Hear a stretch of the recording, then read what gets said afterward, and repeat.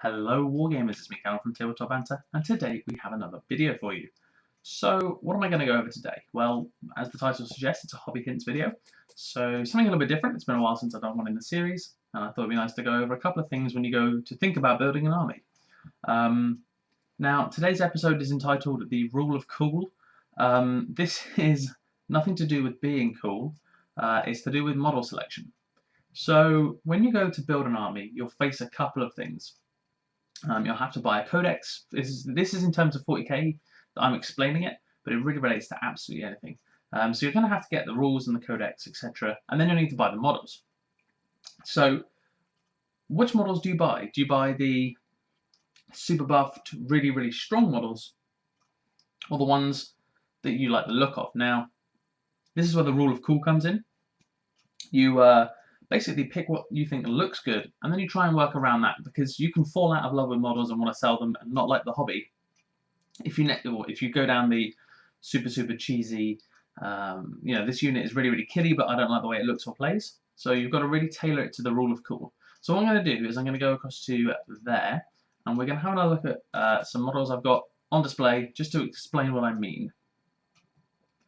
So here we have 4 models that I have painted myself, obviously. 3 of them are from my Kakarian Crimsons, and one of them is an Imperial Guard Militarum Tempestus Scion. So why have I got these 4 things here? Well, they're not necessarily the strongest units in the game, but I love how they look. So let's work left to right. Let's start with the Assault Marine. First of all, I absolutely love the way this guy's posed on the Orc chopper, or big chopper or whatever. It's basically just standing on it like a trophy.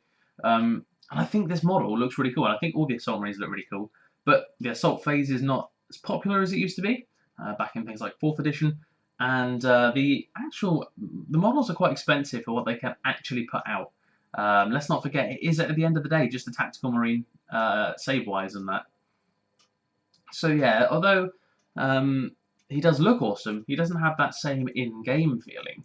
So why did I pick him? Because there's nothing cooler than setting up a tabletop full of models and just taking a look at them and being like, oh, this is so cool. I can get absolutely lost in tabletop games because I want to have the coolest looking stuff going on, and I really just absorb myself in the story and the narrative, the visual side of the game. So that's why I picked these models. So working across, we've got the Tempestus Scion. Now he is the same points as a Space Marine. He has an Ep.3 Strength 3 weapon, so yeah, he can punch through armor, but it's pretty weak. He's pretty weak. He's not hugely versatile. Now, yeah, I actually think they're pretty good. I know a lot of people don't, particularly in my local meta. They seem to sort of laugh it off, but I think they're actually pretty handy models. Just a squad of 5 of them can kill enough Marines. They actually do kill, on average, more Marines, but they don't last as long. So a bit of a glass hammer in that respect. But at the same time, obviously people can make them work, and there's just more testament to the rule of cool. But I never really find them as effective as I'd like them to be. So if we just move across again, we've got the Big Daddy over there, the Dreadnought. Armor 12, 12, 10. And therein lies the problem. Armor 12 is not what it used to be, so it can be almost easy to penetrate Armor 12 sometimes, especially if you have the right anti-tank weaponry. This is just like a regular Space Marine. So it can be a bit vulnerable in that point. If it's this kind of dread with the Power Fist, as soon as you immobilize it, it's become almost useless. Weapon destroyed really hurts it.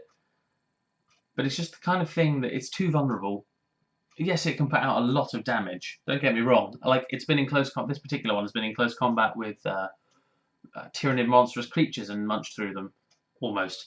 And I really do believe that it's good at that, but it's getting it into the assault, amongst other things, that it does struggle with sometimes.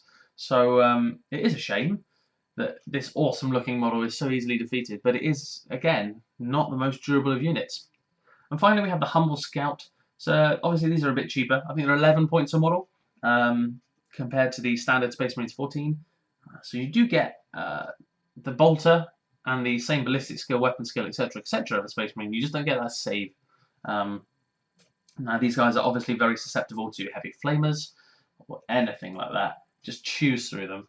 and you'll find the big difference between a 4 plus and a 3 plus when you go to roll the dice. So again, they're not weak, but I think they look awesome, and that's why I picked them. So yeah, this was just a short video, just to basically go over some of the reasons I think you should look into what you're buying. Yes, you can go in with the preset mind of this is the list I'm going to buy, but the problem we face with that is when it comes down to 2-3 years down the line, when the additions have been updated, when the assault is back in again, or when the unit that you thought was awful has now become amazing, and you've got this really like good unit in 7th edition. Let's say the new codex comes out and makes it rubbish. You don't have that love for the look of it, so you're not going to want to keep hold of it. So it's just to avoid wasting money, effectively, and getting the best army for you. So thank you very much for watching. As ever, 2 links in the description below. First is to the Tabletop Banter blog page. Harry's recently reinvigorated that. Well worth a look. Lots of interesting content on there. And the second is the Legion of Gamza Facebook page, which has a lot of great content from a lot of great guys. So yeah, thank you very much for watching. Don't forget to like and subscribe and leave your comments below. Let me know what you think. Do you have a specific rule for buying minis? Do you follow the rule of cool? So thank you very much. It's been me, Callum from Tabletop Banter. Don't forget, have fun.